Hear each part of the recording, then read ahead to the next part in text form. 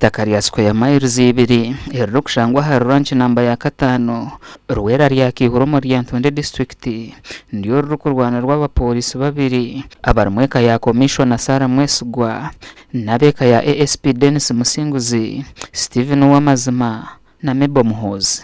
Minister w'amataka Tahiro mu nshonga zabo kandi abashabiro kubeco kureberaho jagala okuvumirira okusoka bafisa mwembi gwe Musinguzi gwe nawe Sara mbavumirira n'okuvumirira okusebayo ekintu kino tekyandize wano bwofuna court order okolotya ogenda ku polisi negenda ozinga polisi nebeerawo ng'oginforcinga niye ate tuyita ba grooms kinkwasiza ennaku okulya nti waliwo ba grooms abali wano bakuba abantu basala abantu nga wano waliwo polisi kati mwagala kumalamu kitiibwa kya president wa Uganda.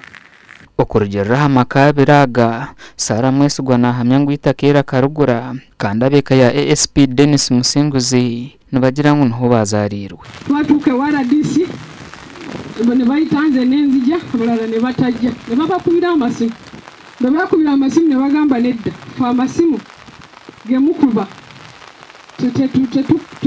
tetukiriza fetaka Sara tetumumanyi. We have been occupying this land as far as I was born in 1982. I was born here, Honorable Minister.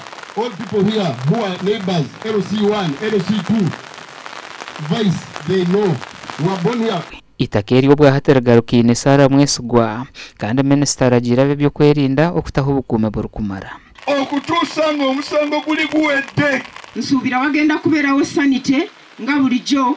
Abantu bano bakiriziganye ekituufu kyogerwe nga kooti bwe yakyogedde bafune emirembe okutingana n'ebino bye bakola as families birekerawo abo kuba ekintu ekibere kyagire hari ngwenu minisita nayebare tugarira itaka ryitu abo kuba tukaripura turaribire tukarugura mu mateeka tukarugura na sobani tusko ya mairozi nabo cyo ranga simu Gasha kwa Sande K. William.